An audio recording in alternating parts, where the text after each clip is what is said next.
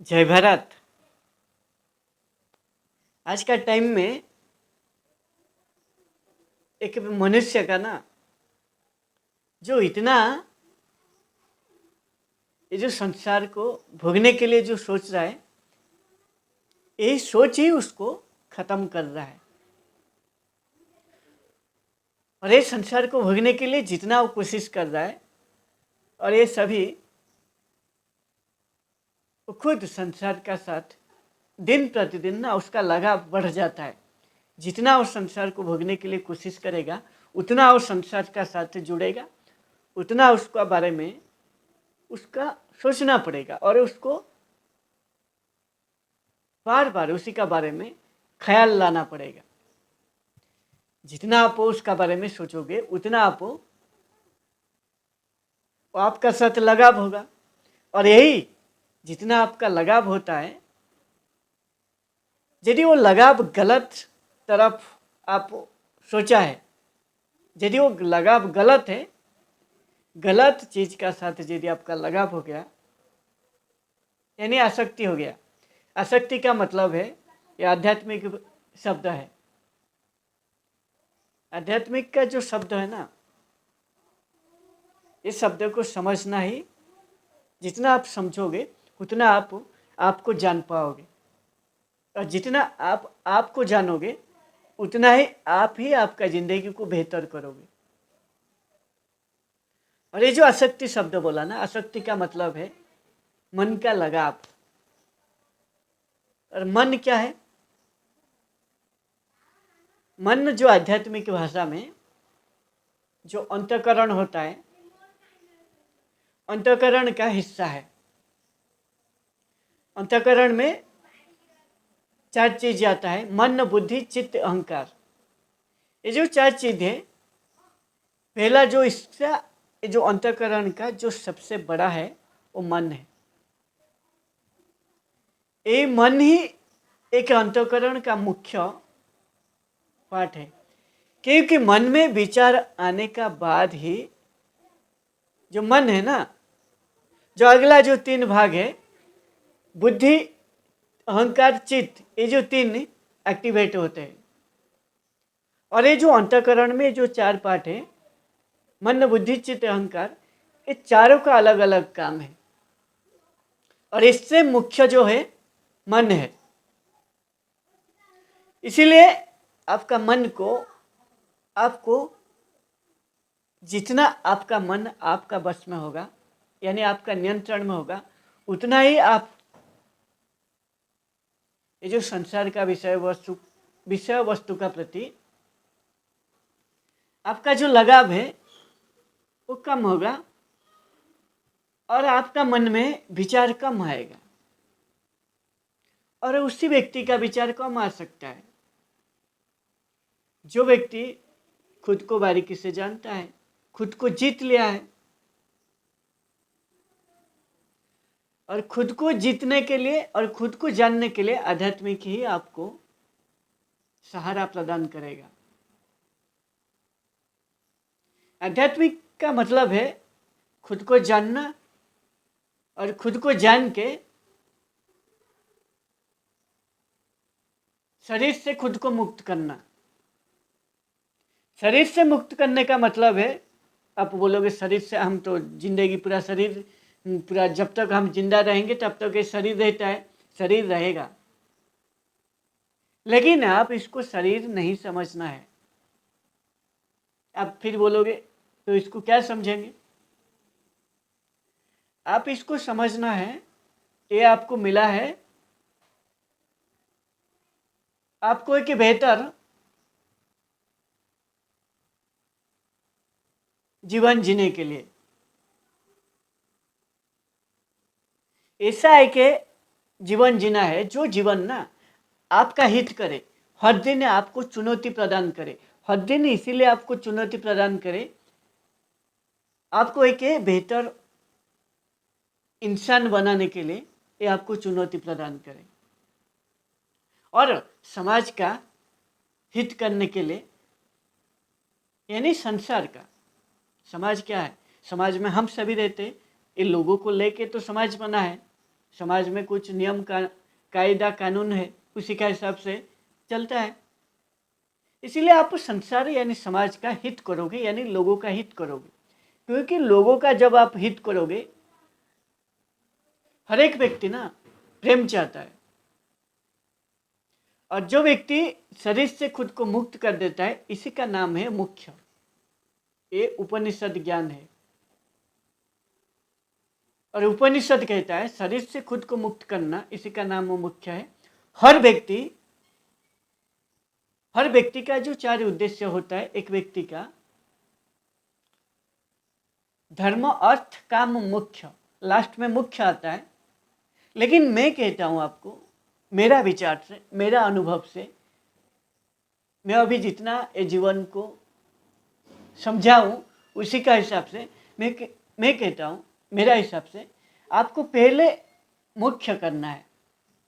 पहले जब आप शरीर से मुक्त कर लोगे खुद को, आप शरीर नहीं हो, आप ये प्रकृति का हिस्सा हो बस। यदि आप और जो आध्यात्मिक भाषा में बोला जाता है,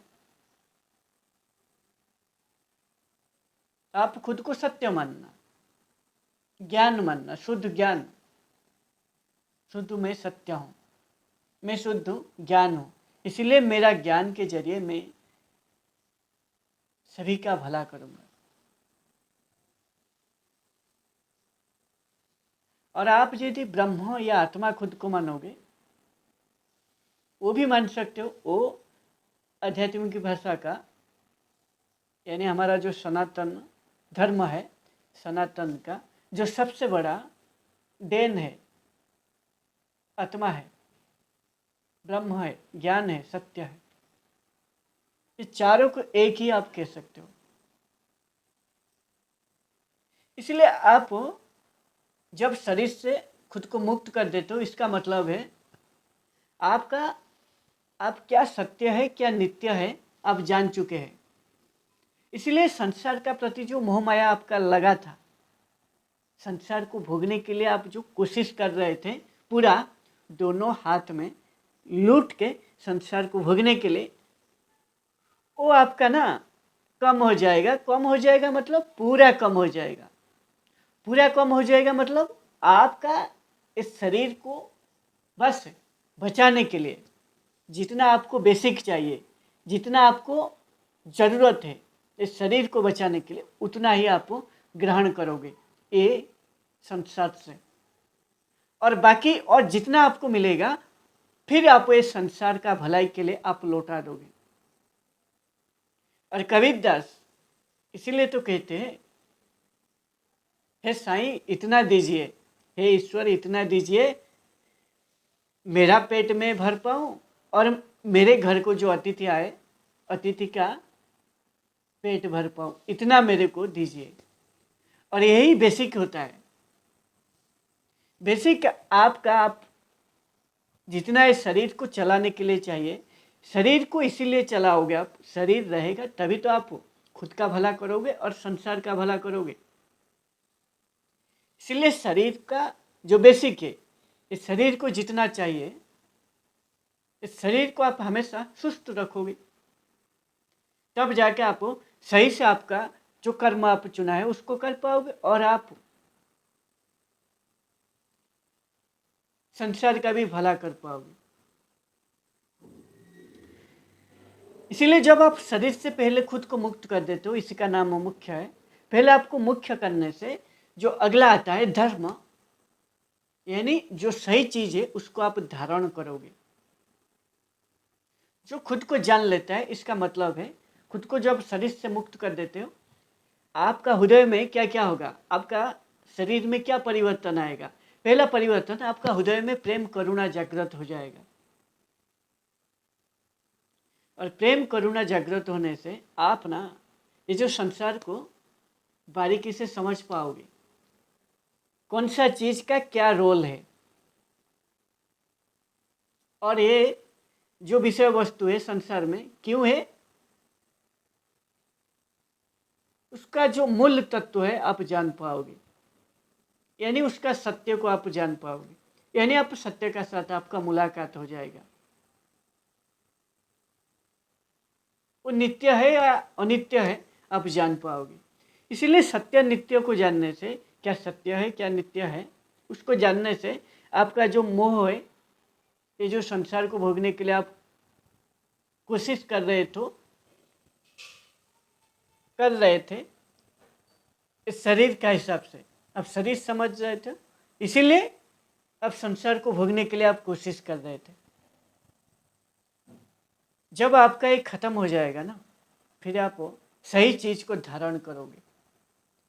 क्या आपके लिए सही है क्या गलत है, जब आपको मालूम होगा फिर आप सही चीज को धारण करोगे, क्योंकि आप सत्य में है। जो खुद को जान लेता है वो सही क्या गलत क्या उसको बारीकी से समझ पाता है, इसीलिए वो सही को हमेशा पकड़ता है। यानी जो भी उसका सामने परिस्थिति आएगा उसको समझ पाएगा। और हृदय में प्रेम जागृत हो गया है, और प्रेम जागृत होने से उसका जो भी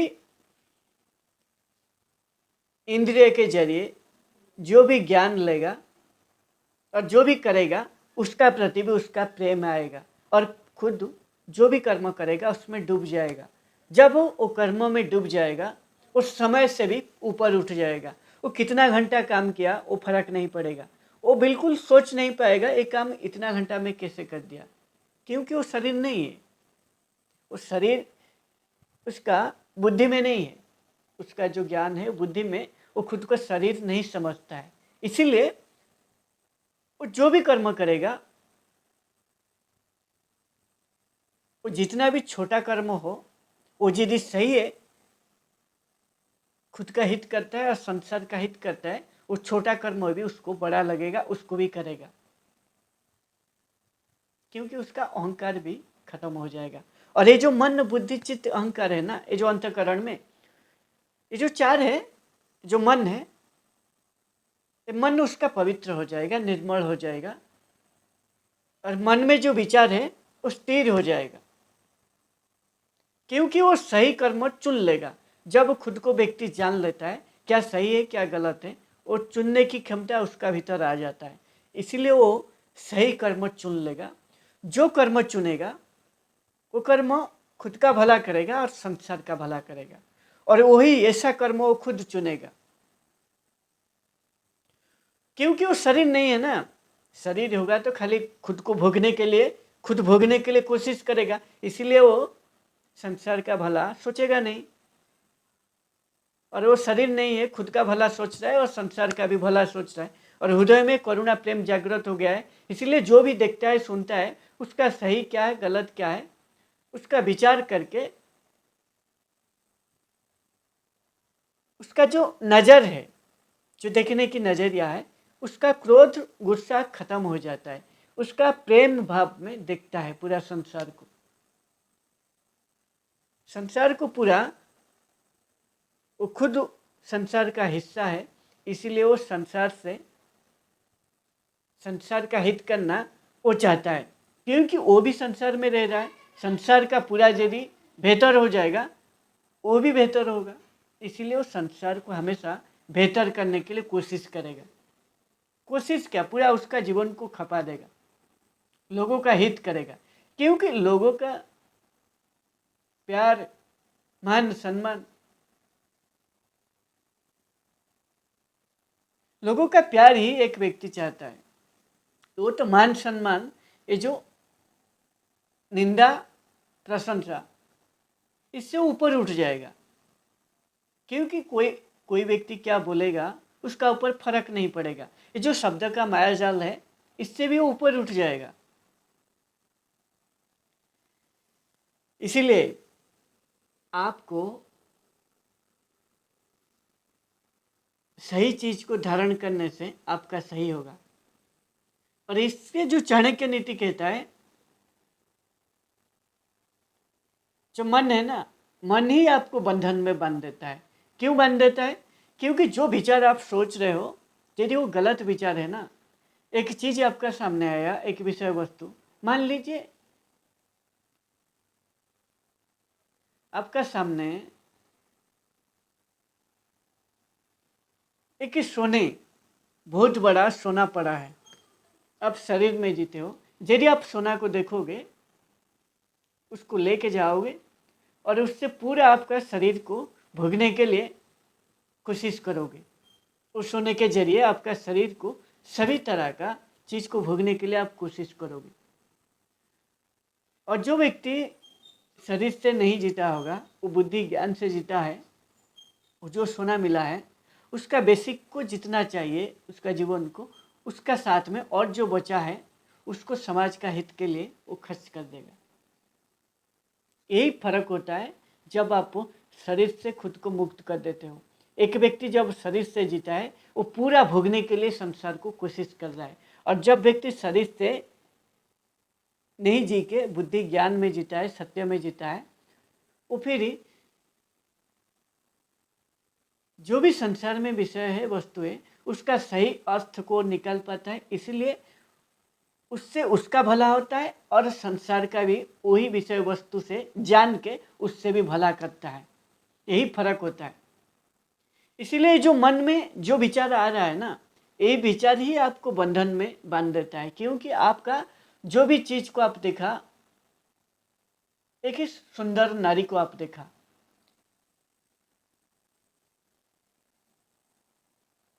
अब यदि उसका सुंदरता आपको गलत विचार आपका भीतर लेके आ गया ना, फिर आप उसको भोगने के लिए आप कोशिश करोगे।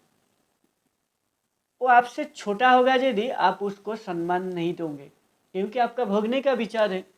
और आपसे यदि बड़ा है, आप उसको भी माता का दृष्टि में नहीं देख पाओगे, उसको भी भोगने के लिए आप कोशिश करोगे।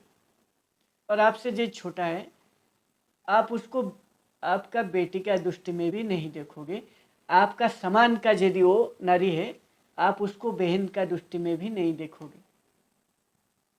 आप उसका, आपका जो मेन दृष्टि जाएगा, आप उसको भोगने के लिए कोशिश करोगे, क्योंकि आप शरीर में जीते हो। और जो व्यक्ति शरीर में जीता है, उसका बुद्धि ज्ञान का जो स्तर है वो पूरा निम्न स्तर होता है, पशु का जैसा। पशु जैसे उसका सामने कुछ ले जाओ खाना, वो तुरंत टूट पड़ते हैं उस खाने को खाने के लिए। फिर आपका साथ वही होगा। आपका सामने जो भी विषय वस्तु आएगा भोगने का, आप उसका ऊपर टूट पड़ोगे, जैसे आप भूखा भेड़िए की तरह हो। इसलिए आपका जो बुद्धि ज्ञान काम नहीं करेगा। इसीलिए आपका जो अंतःकरण है, मन बुद्धि चित्त अहंकार, ये मन यदि सही विचार लाएगा, सही विचार तभी ला पाओगे जब आप पवित्र होंगे। आप खुद को जानते हैं क्या सही है क्या गलत है, जानने का बाद आपका विचार सही आएगा। और ये आध्यात्मिक ही आपको सही विचार लाने में मदद करता है।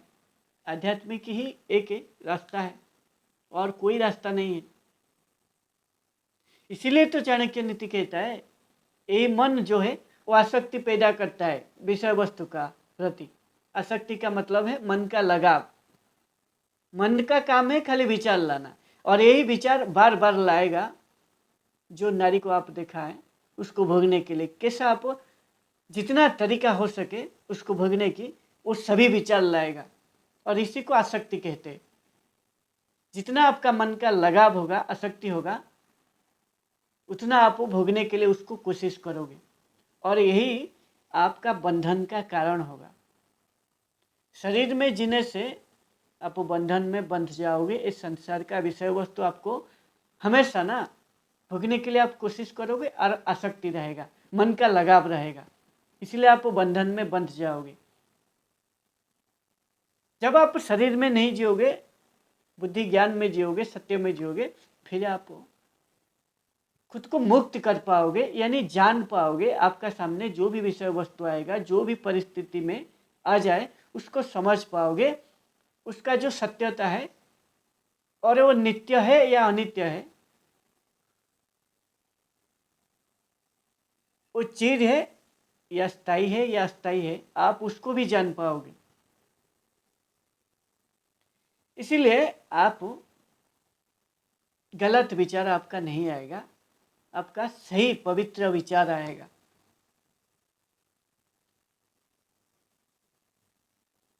और जब आप सही चीज को धारण करोगे आपका भीतर ना, आपका जो अंतःकरण है ये पवित्र हो जाएगा, आपका मन पवित्र हो जाएगा। इसलिए यही मन आपको मुक्ति की तरफ लेके जाएगा। यानी ये जो विषय वस्तु का पस्ती, ये जो विषय वस्तु है उसका प्रति आपका कोई आसक्ति नहीं होगा, यानी आपका मन का कोई लगाव नहीं होगा, आपका मन में कोई चाहत नहीं होगा। और आसक्ति ही बंधन है, और जब आपका आसक्ति नहीं होता है वो मुक्ति की तरफ आपका मन आपको ले जाता है।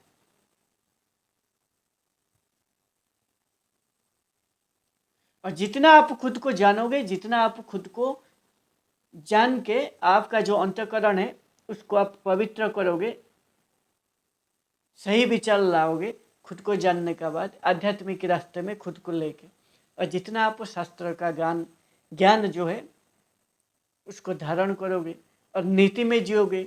यानी नीति क्या है? उचित समय पर उचित जगह में उचित कार्य करने की जो कला है उसी को नीति कहा जाता है।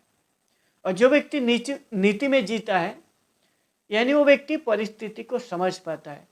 जो भी उसका सामने परिस्थिति आ जाए, जो भी समय में, जो भी जगह में, जो भी कार्य के जरिए परिस्थिति आ जाए उसको समझ पाएगा और उसको बारीकी से समझ के उसको ठीक से करके आगे निकल जाएगा, और फिर वही व्यक्ति खुद का भला करेगा।